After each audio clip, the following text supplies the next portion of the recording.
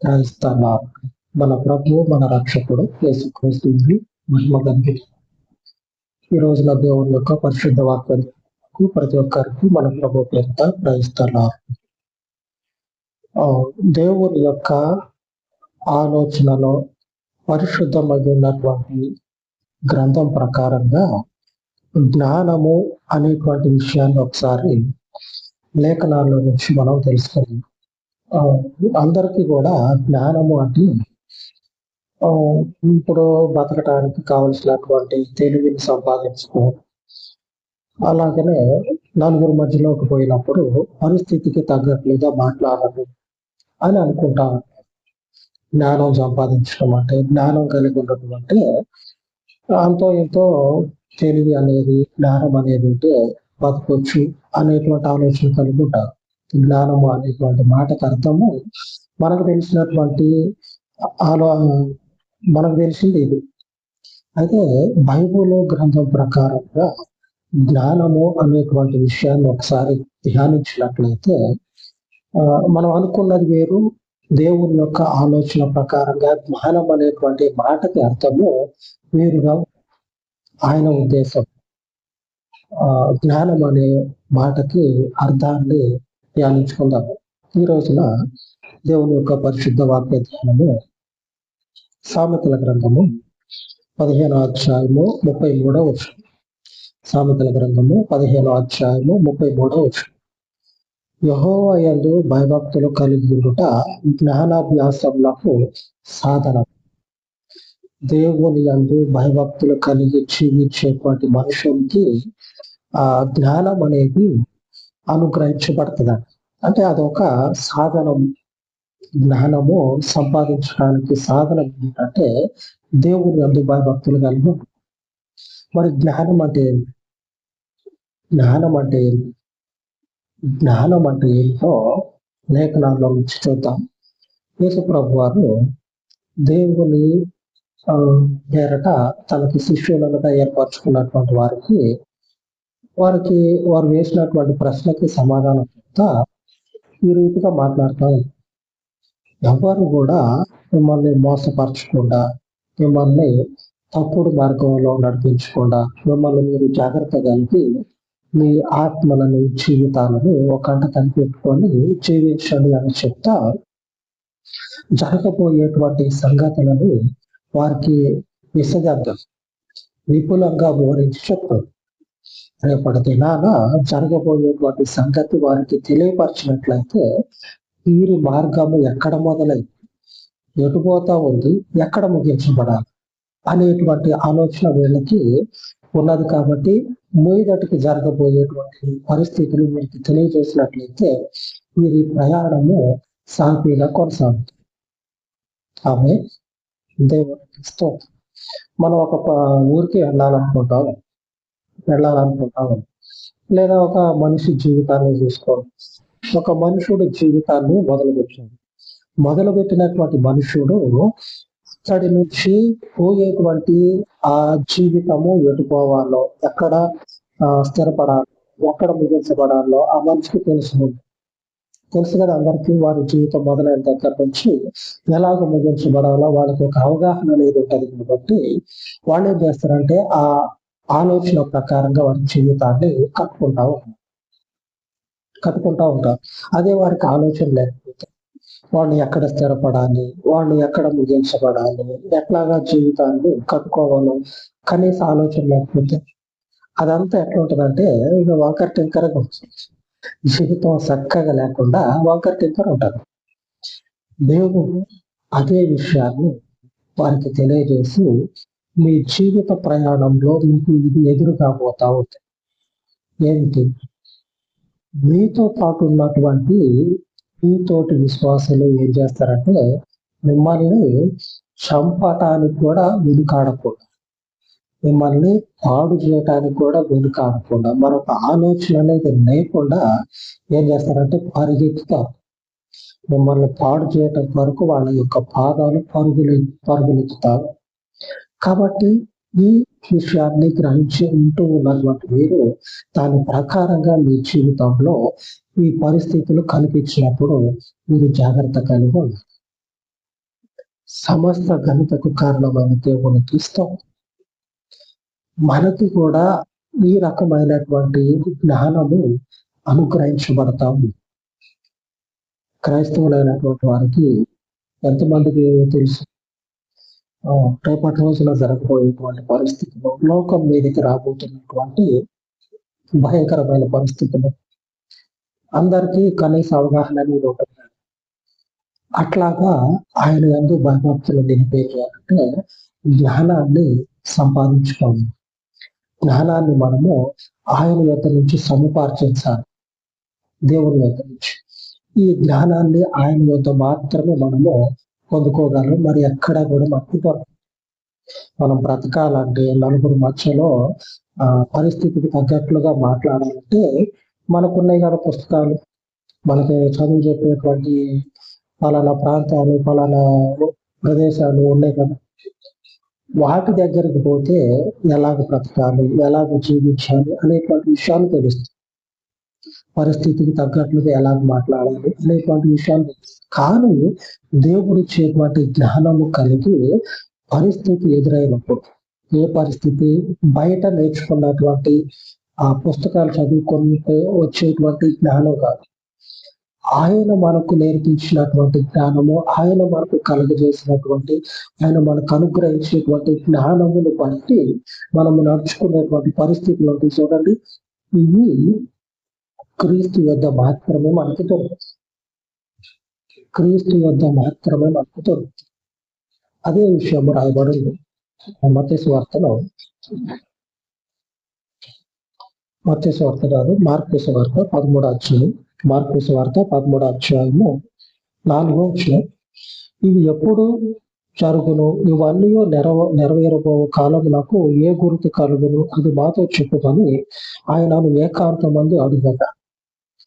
ఏం చేస్తా ఉన్నారంటే శిష్యులు, ఎప్పుడు జరగబోతావు, నువ్వు చెప్పినవన్నీ కూడా ఎప్పుడు జరగబోతావు?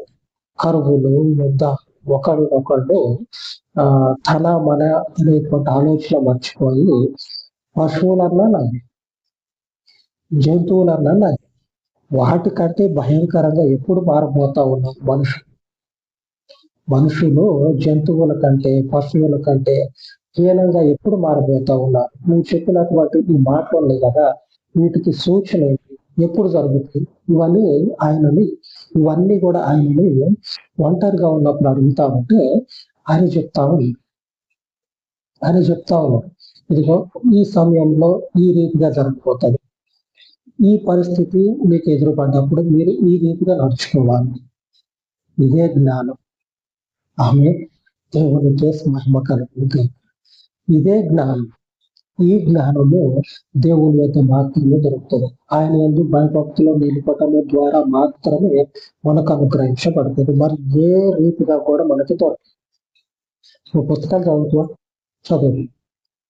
ఈ లోకంలో నీవు ఎలాగా జీవించాలో, మనుషుల మధ్యలో ఎలాగా ప్రతిస్పందించాలో, మనుషులకు మించి ఆలోచన ఏది ఈ లోకానికి సంబంధించి, మనుషులకు మించినటువంటి ఆలోచన నువ్వు వాళ్ళకి చెప్పాలంటే ఈ లోకంలో ఉన్నటువంటి పుస్తకాలు చదివితేను, లేకపోతే ఇంకా విద్య అనేది ఉంటుంది కదా, దానిని మనము నేర్చుకుంటే అప్పుడు మనకి ఇప్పటికి సంబంధించినటువంటి జ్ఞానము, తెలివి అనేది కలుగుతుంది. కానీ మీదటికి రాబోయేటువంటి పరిస్థితుల్లో మనల్ని మనము ఆయన యొక్క జ్ఞానం ప్రకారంగా తప్పించబడాలంటే ఆయన ఇచ్చేటువంటి జ్ఞానం మనకి కావాలి.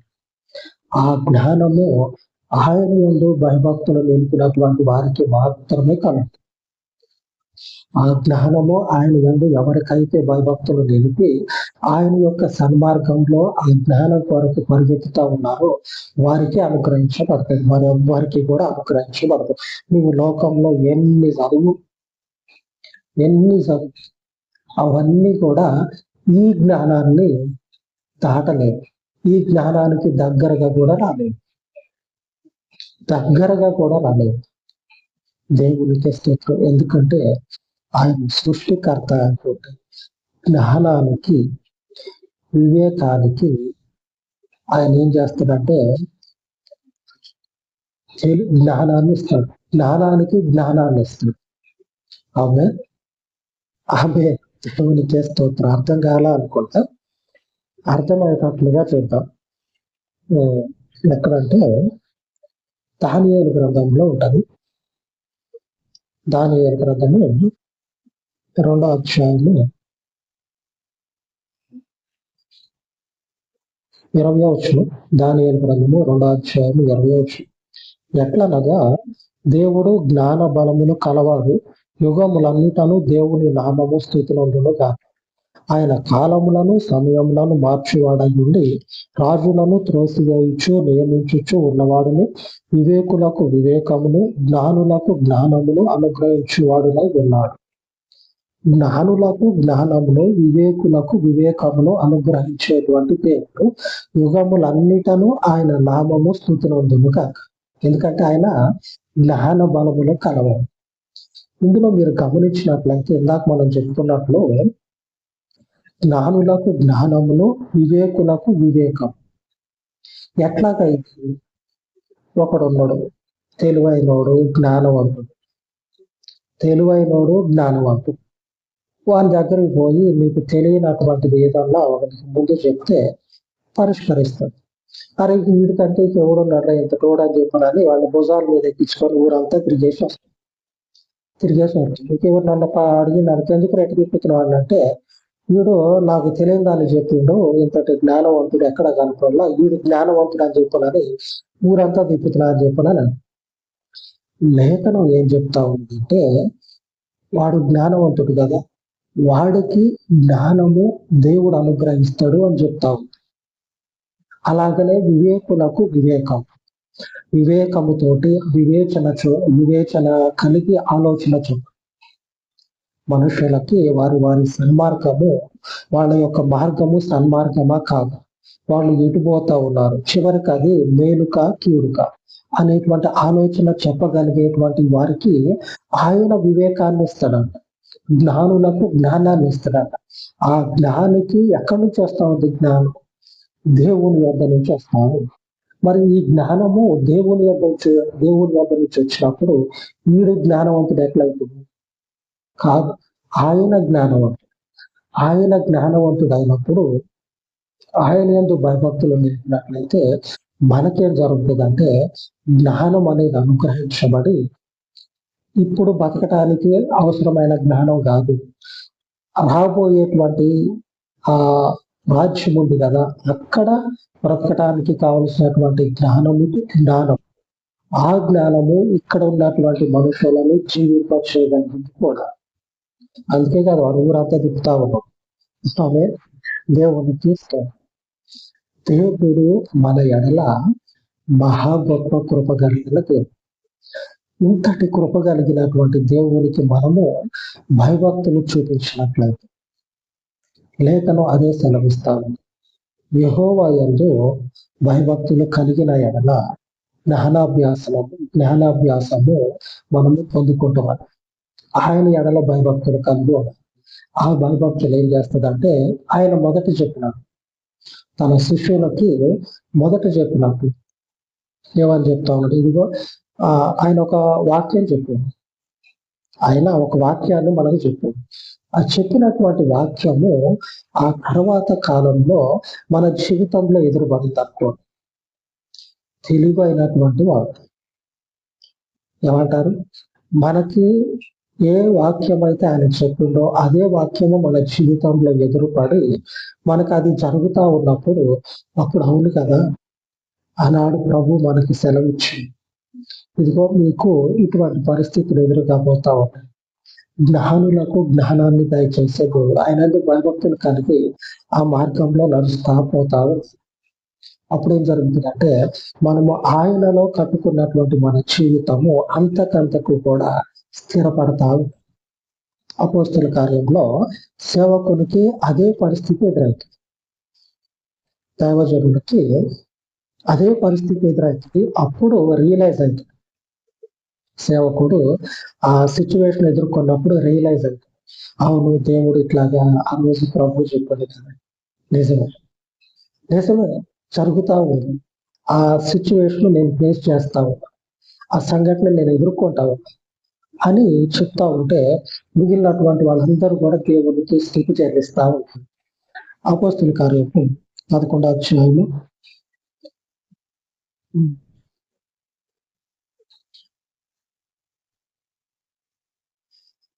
అపోస్తుల కార్యము 11వ అధ్యాయం.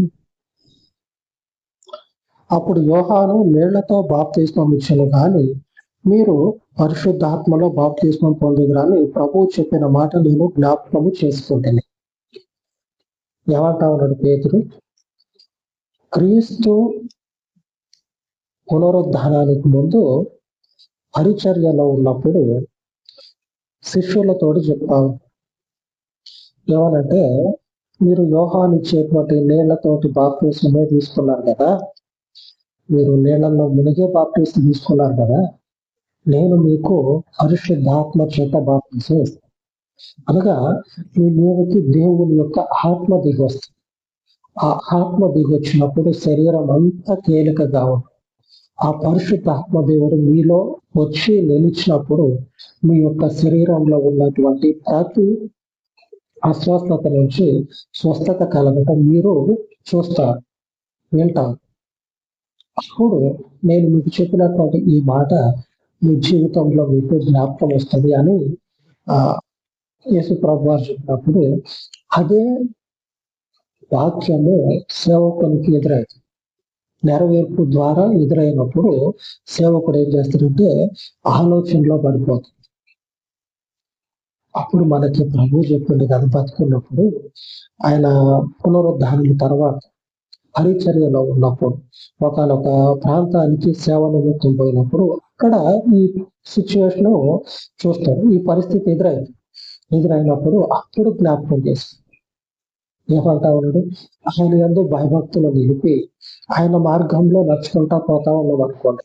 ఆ జ్ఞానం అనేది, ఆ వివేకం అనేది మనకు అనుగ్రహించబడతా ఉంటుంది.